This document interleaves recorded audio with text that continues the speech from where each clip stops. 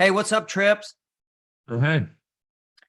Listen, let's get right into it. It's been a rough year for both stocks and bonds. We've had a super aggressive Fed to thank for that.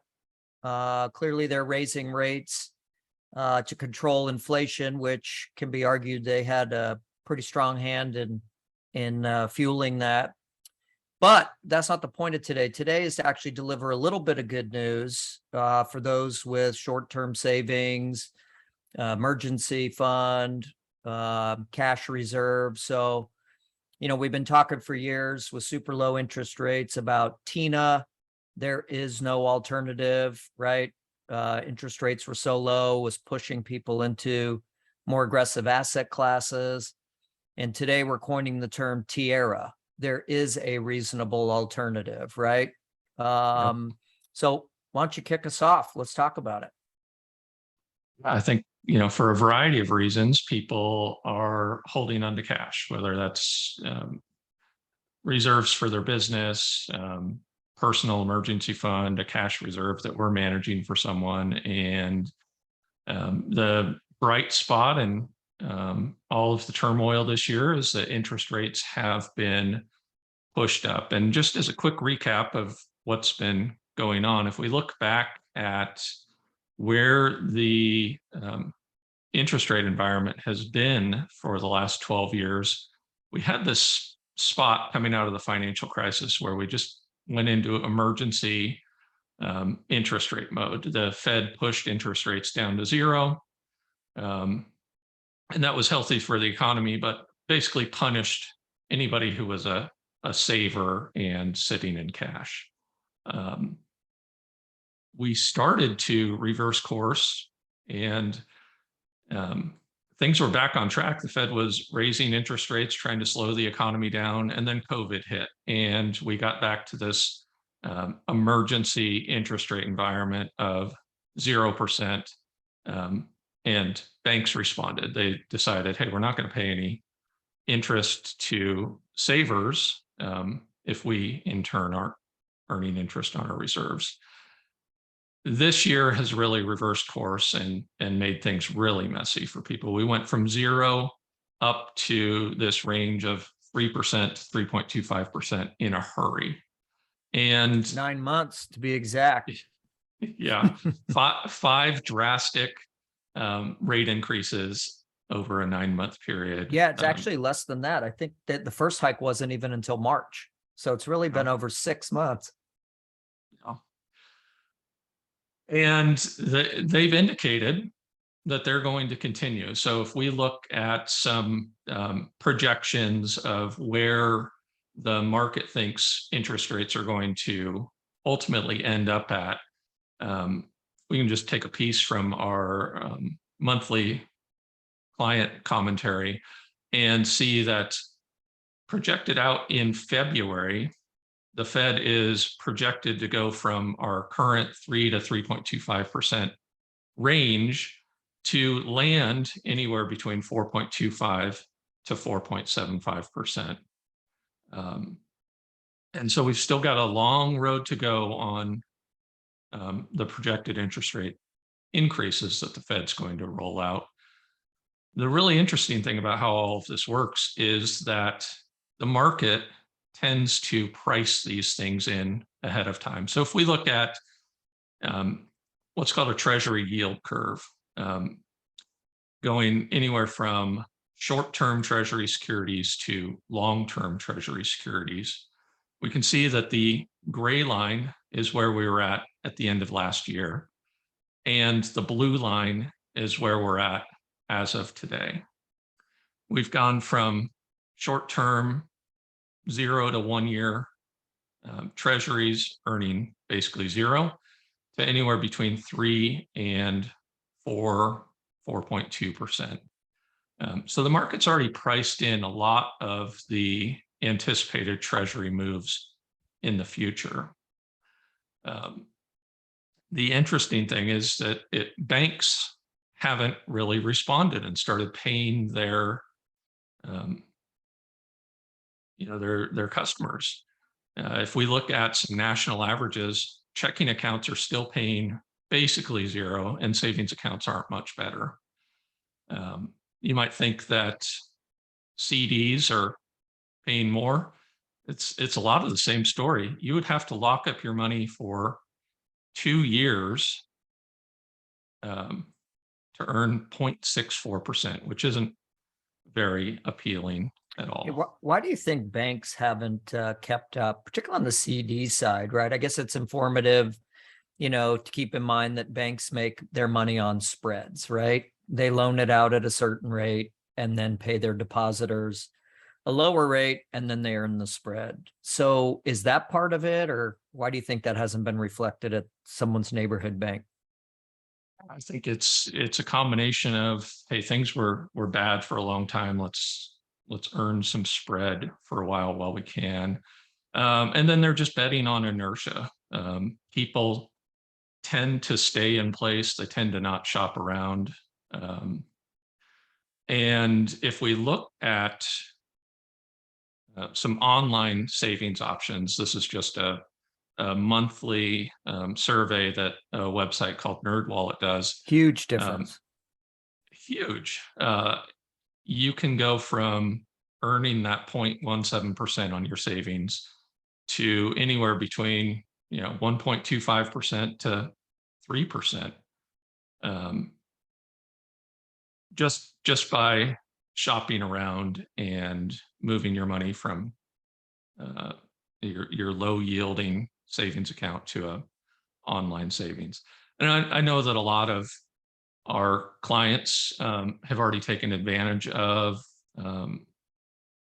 some of the online savings options here. And I know a lot that are still sitting in a regular savings account. So yeah, and this is not a recommendation for any particular bank, right? It's just showing that there are alternatives now. And keep what you're going to keep in checking. That's of course what you're going to do, but anything you're holding on to for 1, 2, 3 years for a specific goal, again, emergency fund, money you're not going to be deploying into your portfolio, now you've got a reasonable yield. So online savings have they've been a great option for people who you are at or around the FDIC insurance limit of $250,000. I'd say typically going with one or more of these banks is a great option. Where it gets a little complicated is if the numbers are larger than that, right? If you've got $2 million or $5 million that you have in reserves for your business or for other reasons, that's where it might be complicated to set up 8 or 10 or 20 accounts at these various institutions. So if that's the case, let us know. We do have an option where you will get one account that does all of that work for you, and you can get up to $25 million of FDIC insurance. And it's a favorable yield right now, in line with the online banks, right? Yeah, so it's, last I checked, was 2.25%. So if you're willing to do the legwork, you can certainly out earn that right now. But 2.25% is still really in line with what we're seeing from a lot of these banks. The other option, if you're willing to do the legwork, is you don't have to settle for the average CD rate. If we look at some rates from a website called Bankrate, a 3-month CD is currently at 1.75% at a variety of banks and credit unions. And a 1-year CD, you can get up to about 3.6%. I personally wouldn't be willing to lock my money up right now for a year in exchange for 3.6% when I know I can get 3.01% with daily liquidity. But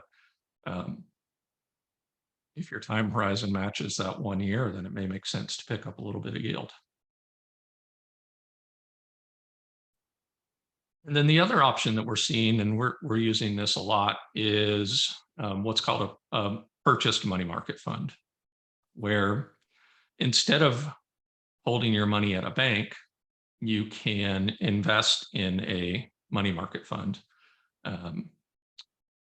Right now, the yield we're seeing for, I just chose Schwab as an example, is 2.9% on their normal money market fund.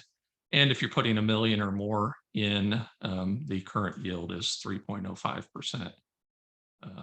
So again, for those people who don't want to do the legwork on spreading their money out around banks, this is a good option where you can put $1 million, $2 million, $3 million into a money market fund. And there are also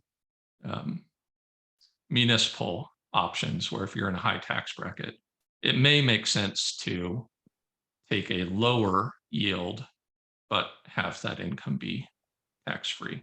Particularly for those in the great state of California. Love our taxes in California.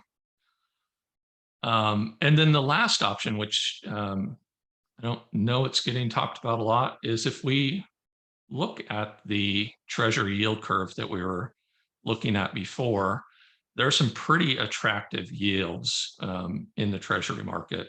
It's probably a whole discussion in itself to talk about how Treasuries work. But if you're willing to lock your money up for 6 months or a year, these are the most attractive yields that you can find on something that is guaranteed by the US government to be paid out at the end of that period.